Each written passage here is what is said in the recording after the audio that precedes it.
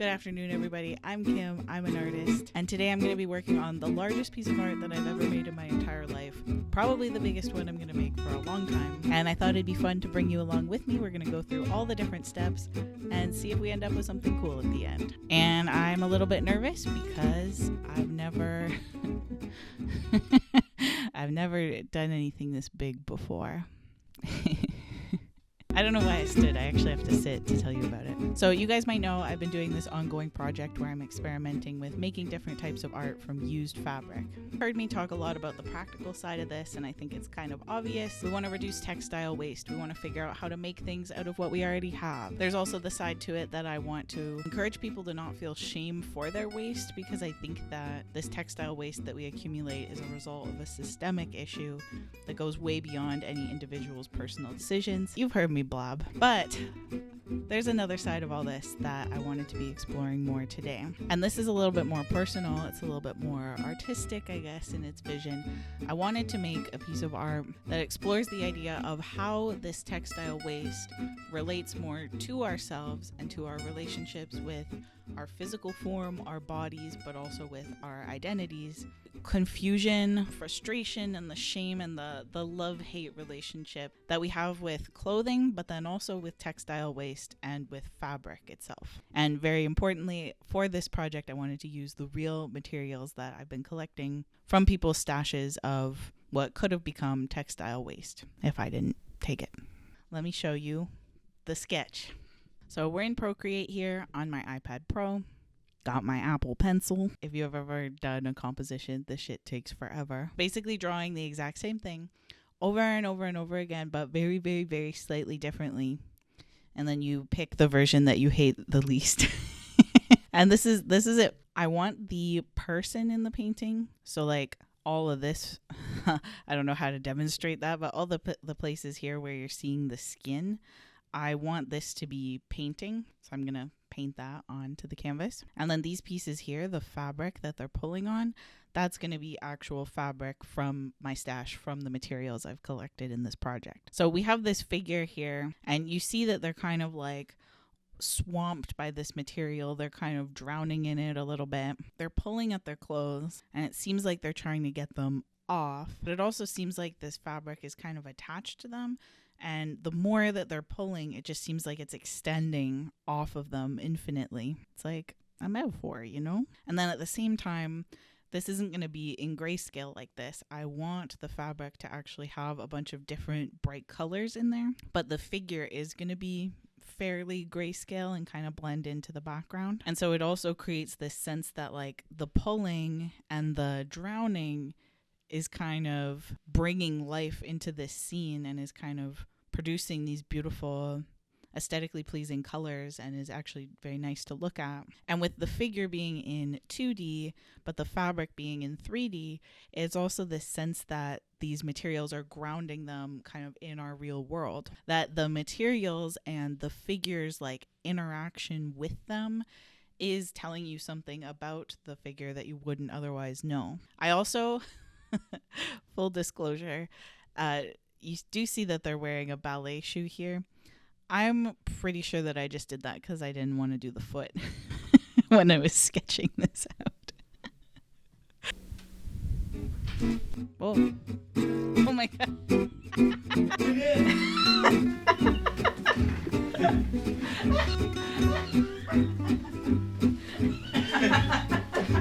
Problem solved.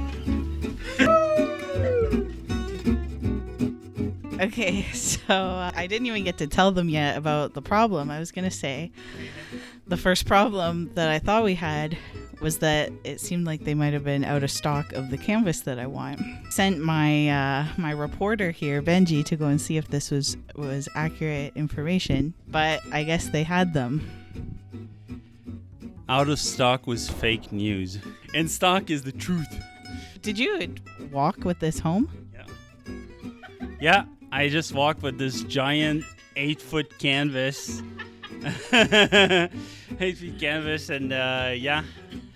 I don't want to dox us, so I'm not going to say how far you had to walk, but you had to walk pretty far. Yeah, I had to walk pretty far, and it was really windy, so I basically could have been I don't know how you call those, but like the delta planes or something like that. How do you? I don't know. The gliders. Glider, Yeah. Yeah. I was catching the wind pretty good there. Okay. Well, it's never a dull moment around here. You know, Benji comes through. So I guess now we're just going to go and take a look at this canvas.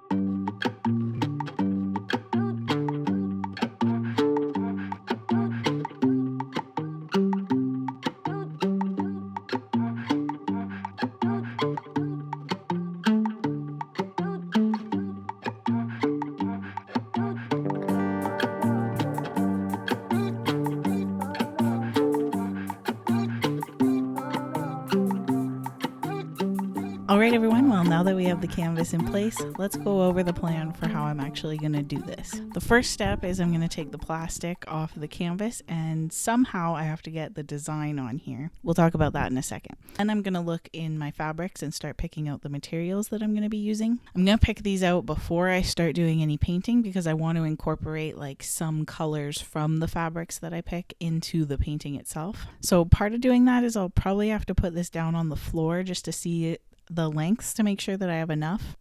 That's probably a tomorrow problem. Anyway, once that's all decided, I'm going to start doing the actual painting. Then once the painting is all done, I'm going to start securing the fabric onto this canvas.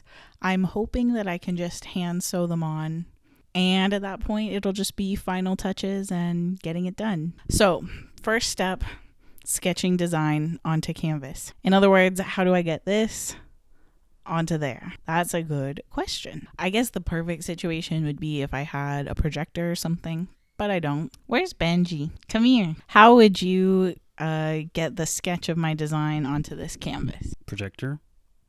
Okay, well, in our reality, how would you do that? We find a projector. I mean, we could, but I'm gonna like do it tonight. Okay. If you're printing this, I don't know if you could print it like tiles on paper. That would take probably a lot of time to print, but I could do that. yeah. I was just curious. I have a plan, but I wanted to see what you were gonna say first. What is your plan?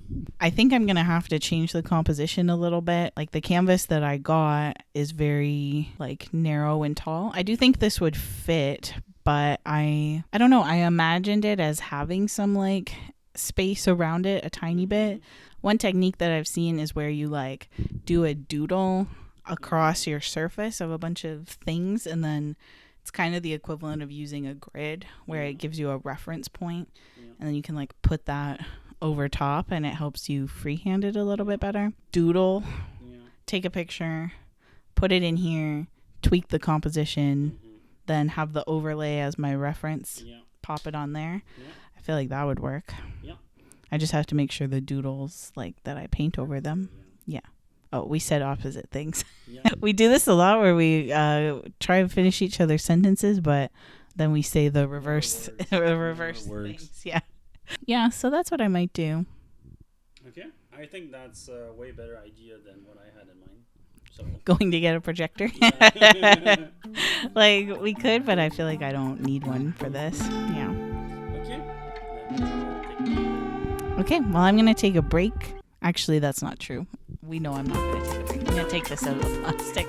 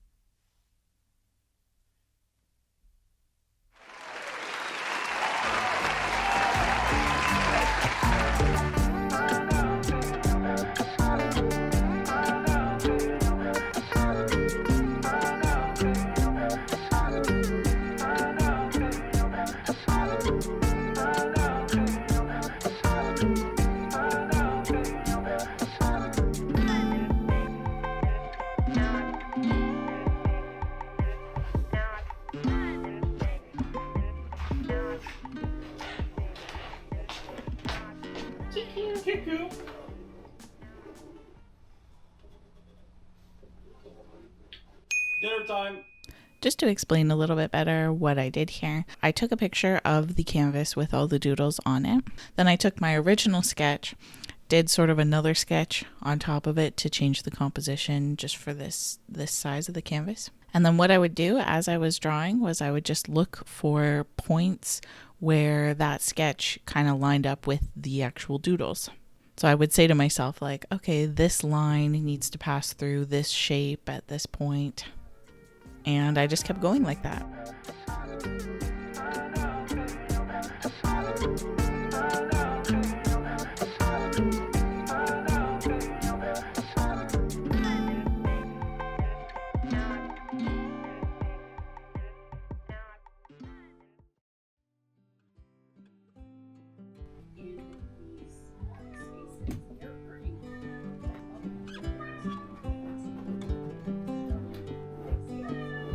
I see you. What do you want?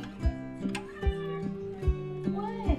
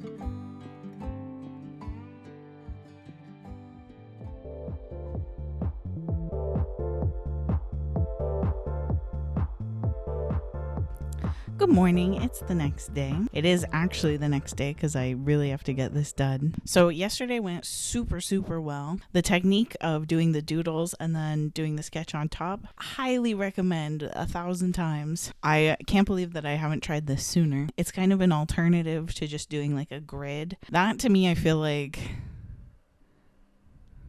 is kind of boring, but this with the doodles, it creates so much more like interest for me as I'm doing it, and I feel like my sketch was more accurate. I had planned like for it to take a whole day to sketch this out, but honestly, like the work of doing the doodles and then lining everything up and then putting the sketch on top, that was probably took less than an hour. It was so fast. So what I was able to do last night was I started going through my fabric stash and picking out the pieces that I'm going to put on the canvas. Now, originally I was going to only use pieces that had come from clothing for this, but I started to realize that I had mostly just kind of small strips from clothing like this from a pair of jeans. And for this, because it's like this side larger than life size, this person, the like longest strips of fabric that I'm going to need are actually pretty long enough that they couldn't really come from a piece of clothing unless it was a pair of pants. So I just didn't really have that much.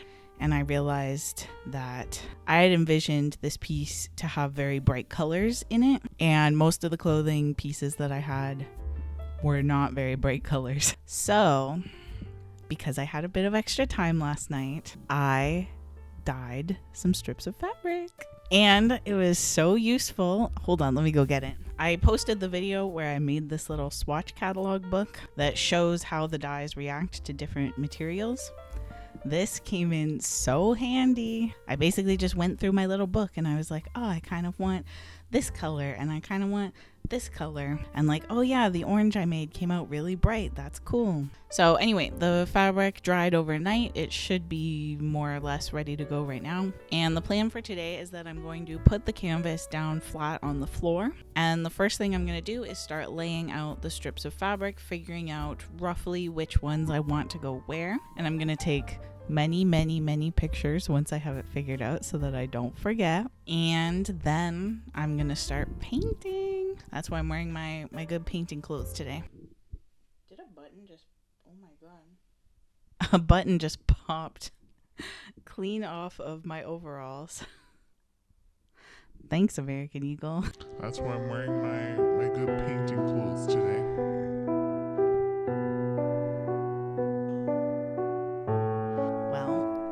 fix that eventually. Yeah, I don't have anything else I have to do today. So I think that I will have all the fabric placed and that figured out. And I think I'm going to have the background done by the end of the day and maybe some underpainting done on the person. We'll see.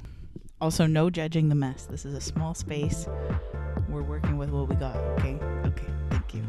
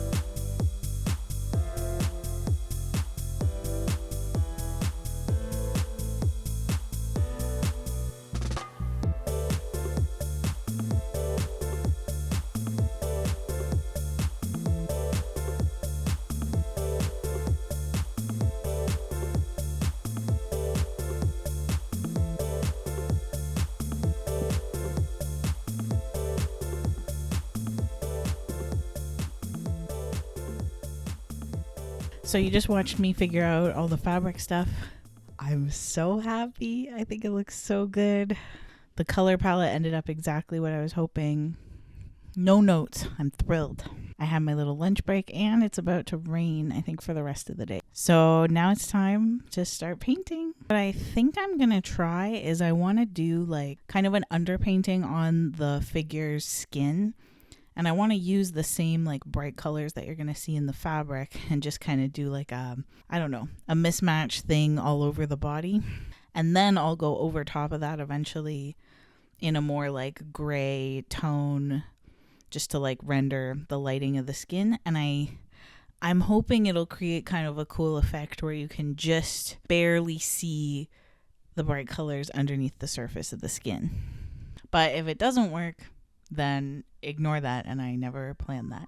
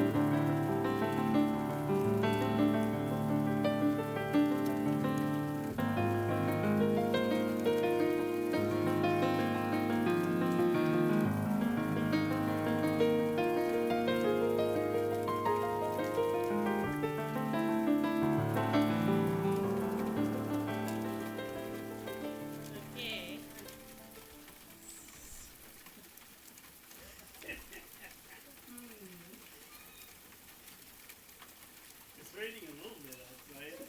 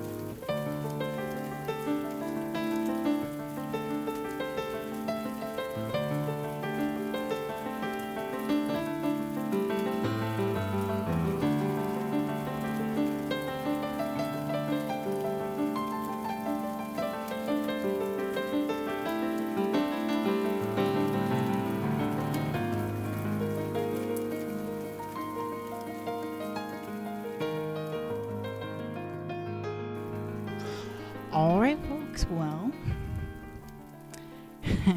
You know, I didn't realize probably the clock has been in the shot for most of this, so you've been able to see what time it is. I worked a good amount on this, but I also feel like the progress has been pretty quick. I'm at the point where I should probably stop for the day, but I feel like I'm so close to being done the underpainting that I'll probably try and finish that up tonight. The only real problem that I encountered, I don't know if you can see it here. I don't know how well you can see here, but the graphite pencil that I had used for the doodling here, I was excited because it was water soluble, because that kind of meant it would blend into the painting. What I didn't really think about is that meant when I'm painting over it in a light color, it really mucks up the colors a lot. So you can see up here, I kind of just started painting it white. That was because I gave up.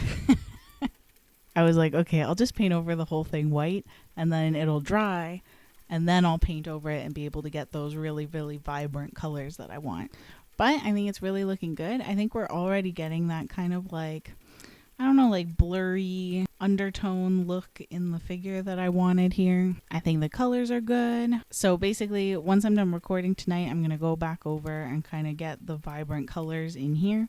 It kind of looks cool the way it is like this, but it's not going to be a painting like this. I'm going to be putting the fabric over top. And I'm going to go in with some black or dark color and just kind of refresh the dark edges there. And then I think tomorrow we'll be able to do the painting over top of the skin and start putting on the fabric. I'm so excited.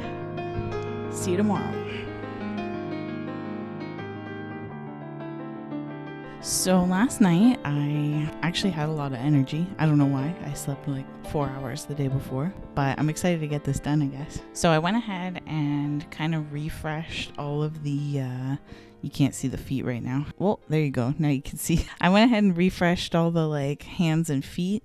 I took reference photos of my own hands and feet for this. That's how you know I'm committed. So I think they're looking a lot better. Just kind of sketched them out with black paint. Now you'll see at the top here, the stripes are a lot more solid and even on these ones. But the other two, here, it's hard to point. And here, I don't know, it's a lot more streaky and not as even. I was going to have them all be even, and then I realized it probably doesn't matter. Like everything in life.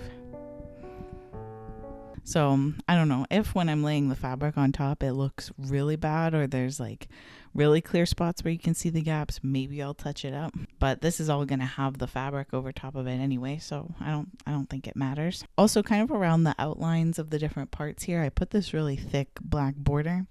That's not necessarily how it's going to look in the final one. I was more so doing that because I want to have a buffer between kind of where the fabric's attaching and the painted part, because if the fabric goes right into where the skin is, that's going to look kind of weird. But if the fabric goes into this black border, then I think it looks more purposeful. I don't know if that makes sense. Also, I realized that the person's ear definitely needs to go behind their arm. So today the plan is, the first thing that I'm going to do is something that I don't want to do, but we're going to get it over with right away. And that is that I'm going to go around the whole outside of the whole piece and just paint the edges black or a dark gray or something. Then let me move my camera up there. Okay, so you see up there, you can very clearly see in the background kind of the movement, the little arc shape there of my brush strokes as I was painting. And I do think my actual brush strokes look very nice. But I think it's not quite what I want for this piece. I don't really want the background to have that much texture as much as it does right now. And I also want, because there's going to be 3D pieces attached to this, I kind of want the lighting to match the lighting that would be in a room where the piece is. Now that I'm looking at it, I think what I'm going for is kind of the illusion that the figure is in a little shadow box or something. So all of that is to say, I'm going to repaint the background. Not the whole thing. I think what I'm going to do is I want it to be a little bit lighter at the top, kind of it's a spotlight a little bit, but still have the vignette in the corners and around the outside the way I've been doing, but also just have it be smoother. And then at the bottom, they're having some kind of illusion of a floor or a bottom, but not that the figure is sitting on it. I do want it to seem like they are floating in the space. So yeah, I'm gonna go around. You see the bottom there. I just I don't have any like protective covering on the floor right now, so I didn't go too close to the bottom, but now I will.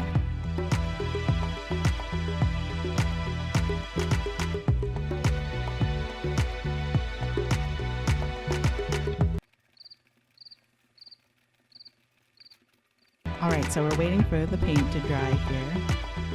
That is as exciting as it sounds. I just did an outline in gray kind of around the outside. Then I'm going to just go light to dark. I'm going to mix my first light gray and then just keep mixing in more dark colors as we go. I've also been very faintly adding some burnt sienna brown to the top so that the light is a little bit more warm toned, very, very slightly. And then adding blue as we go more into the shadow to give it like a tiny bit more life than just purely using white and black paint.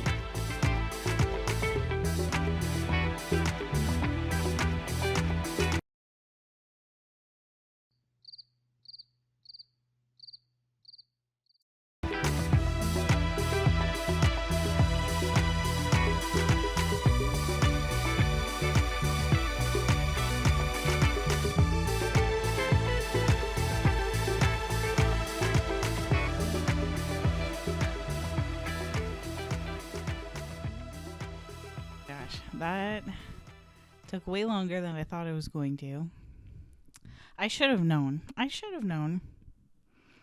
But I didn't. You know, looking at it here on my screen, it looks okay, which is telling me that from a distance, it'll probably look okay. That's part of the problem, is that in this room, I can't really like fully step back from the piece, so I can't really tell. Up close, it's not smooth at all. And, I was really being a perfectionist and trying to get it to be super, super smooth. But looking at it on camera here, that looks okay, actually. I think it's going to be okay. This made me realize if I'm doing any large work again, I'm going to need to get a bigger brush because my biggest one was too small, but I did my best. But yeah, because I'm using this bigger brush, and you have to kind of like just flick the brush up and down and then side to side a lot because you're trying to like get rid of the brush strokes and blend it into the paint around it. So yeah, there was no control. There was no respecting boundaries here. This was not a safe space. But yeah, that's fine. It looks fine. Then I think what I'm going to do is go in and put where I'm going to have like hard lines of shadows going into the hands and all the little crevices and stuff. Then I'll do the same thing with the really light areas and start working on those. Then once I have that, the sort of highlights and shadows put in place, then I'll be ready to go in and kind of do the final rendering of the skin, basically just making it a lot more gray than it is right now. And in theory, then it should be ready for the fabric, but I'm sure that there'll be some other problem that I'll have to fix before then. So yeah, see you later.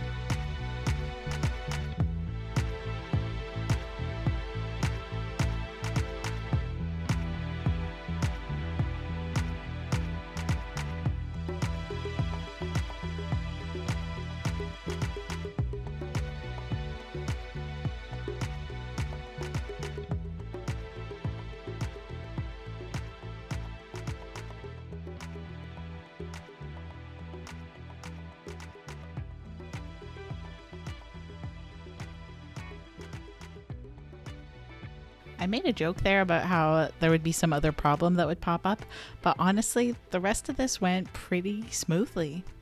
The painting all went really well. I'm trying to hide it a little bit here so that you get a good final reveal. And I thought that there would be a lot more problem solving with attaching the fabric, but it was pretty straightforward to just sew it into the canvas with the needle and thread, exactly like I thought. I'm sorry that I don't have more dramatic, big challenges, big hopeless moment here, but no, it went really well, and here's the final reveal.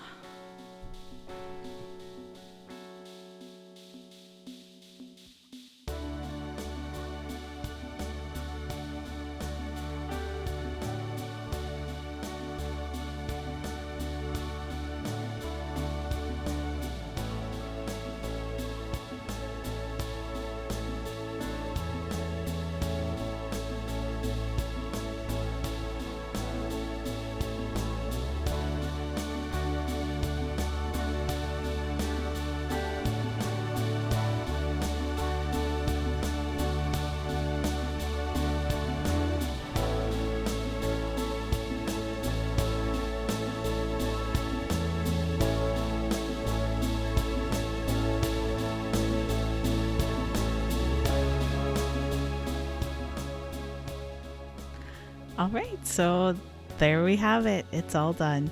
I thought at the end here I would show off a few little details that I added. So one thing that I did was these tiny little paint strokes sort of marking thread around the outside of where some of the fabric is. I feel like this did a cool effect of like tying together the fabric and the painting, kind of giving them a little bit more unity that way. And then I added these threads here kind of holding the pieces of fabric in place. This sort of did two things of holding the fabric, but also adding a little bit more shadow and just some more interest. And I also brought some of that color from the fabric onto the figure's face and skin. And with that, it's all done. I think for my first giant painting, it was definitely a big success. I'm so proud of it. And I don't have a plan for where this is going to go. So I guess the last thing to do is just show it to the only person who gets to look at it. Oh. You're such a boss. Yeah, I see the little frets detail. Yeah. And that good bounce light from the fabric too. Yeah. I noticed. Yeah. Yeah, it's in the details. Yeah, that's really awesome. And there's more on the face too and here. Yeah. Yeah. Ah, so good. I'm so proud of you. Thank you. I did it.